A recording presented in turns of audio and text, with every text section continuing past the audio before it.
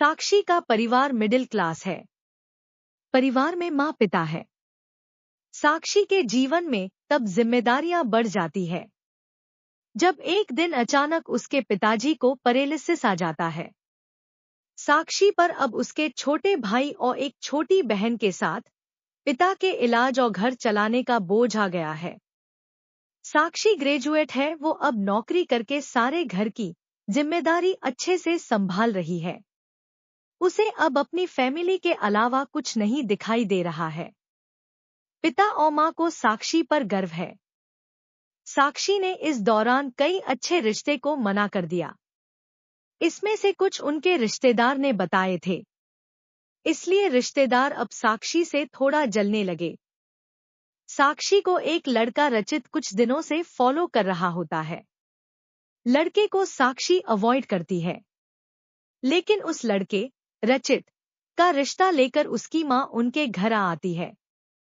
वो लड़का अच्छी पैसे वाली फैमिली से था। साक्षी को अब अपने माँ और पिता का बहुत ज्यादा प्रेशर होता है। इस वजह से वो काफी मनाने के बाद मान जाती है, लेकिन वो एक शर्त रखती है कि वो अपने घर को संभालेगी और नौकरी नहीं छोड़ेगी। लड़के की माँ यह मान जाती है। शादी होती है। शादी के लिए वो खुश है। शादी के पहले वो लड़के से मिलकर बात करना चाहती है, लेकिन लड़के की तरफ से कोई पहल नहीं होती तो वो भी कुछ नहीं करती। जल्दी में शादी करवा दी जाती है। रचित शादी के दिन ही कई दिनों बाद उसे दिखाई दिया है। बहुत नर्वस लग रहा है। वो जिससे पीछे पड़ा था शादी उसी से हो रही है, लेकिन फिर भी उसके चेहरे पर खुशी नहीं है। साक्षी को बात अजीब लगती है। उसको अंदेशा हो जाता ही कि कुछ गड़बड़ है। सुहागरात कीनसेस पर वो बैठी है और बाहर से कई मर्दों की आवाज आ रही है। तभी वो बैठी बैठी सोचती है कि वो उन्हें आवाज से कैसे पहचानेगी, क्योंकि अभी तक उसने उनकी आवाज सुनी ही नहीं। और फिर रचित कमरे में आता है। चेहरे का रंग पूरा उड़ा हुआ रहता है। साक्षी एक नजर चुपके से उठाकर उसे देखती है। वो भी बिस्तर के एक कोने पर बैठ जाता है। कई देर हो जाती है। साक्षी को अजीब लगता है, क्योंकि रचित ना कुछ बोलता है और ना ही उसके पास आता है। फिर साक्षी ही पहल करती है और कहती है, सुनिए, आप इतने नर्वस मत होइए, मुझे आप पसंद है। रचित उसकी ओर मुड़ता है।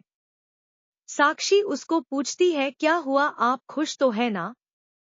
रचित केवल गर्दन हिलाता है। साक्षी बोलती है, मुझे आपसे बहुत बातें करनी थी, लेकिन आपने पहल ही नहीं की, चलिए अब करते हैं। रचित अभी भी चुप रहता है।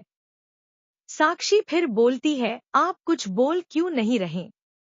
रचित की आंखों में अब आंसू आ जाते हैं। साक्षी घबरा जाती है, क्या हुआ, मुझे बताइए तो।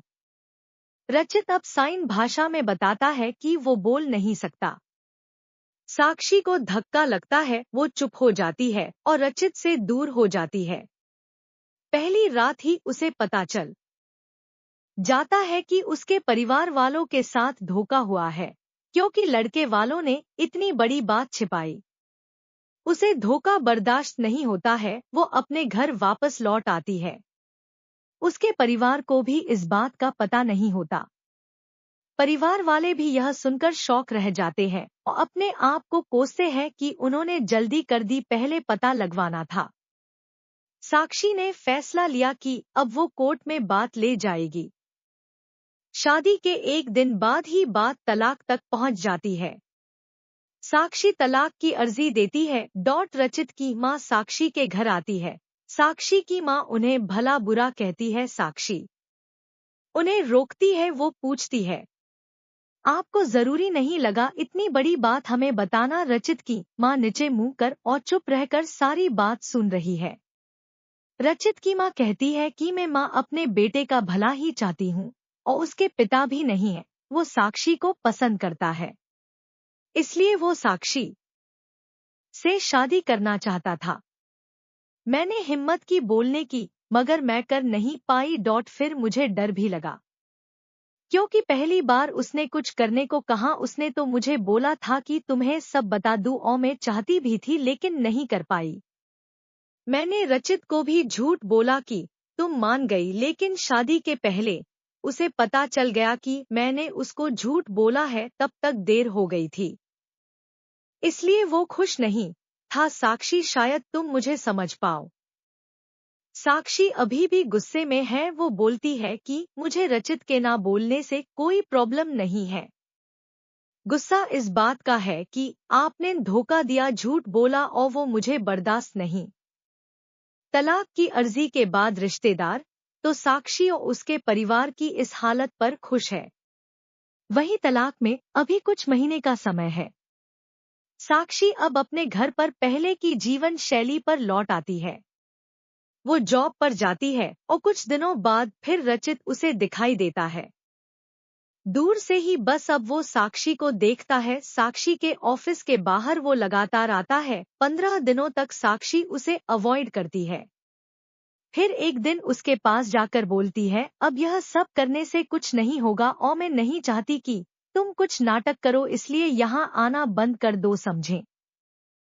साक्षी की बातें वो सुन रहा है। वो साक्षी को इशारों में काफी पीने को कहता है, लेकिन साक्षी वहां से चली जाती है। अगले दिन फिर वही रचित खड़ा रहता है। साक्षी उसके पास जाकर कहती है, काफी पीकर मेरा पीछा छोड़ दोगे? रचित गर्दन हाँ में हिलाता है। टेबल पर दोनों आमने सामने बैठ है। रचित अपने फोन में कुछ मैसेज टाइप करता है। साक्षी उसको देख भी नहीं रही है।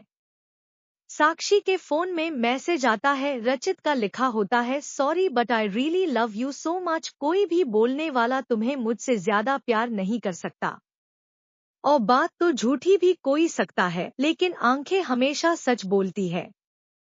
एक बार मेरी आंखों में देख लो, फिर तुम्हें जो सही लगे वो करना।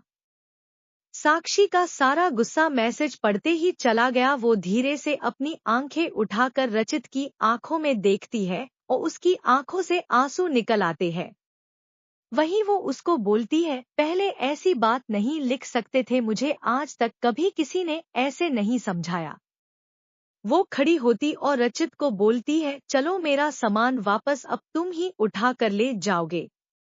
रचित उठकर साक्षी को हग करता है। आपको यह कहानी कैसी लगी हमें कमेंट कर जरूर बताएं। इसी तरह की और कहानियां सुनाने के लिए पिंकी की कहानियां चैनल को सब्सक्राइब करें।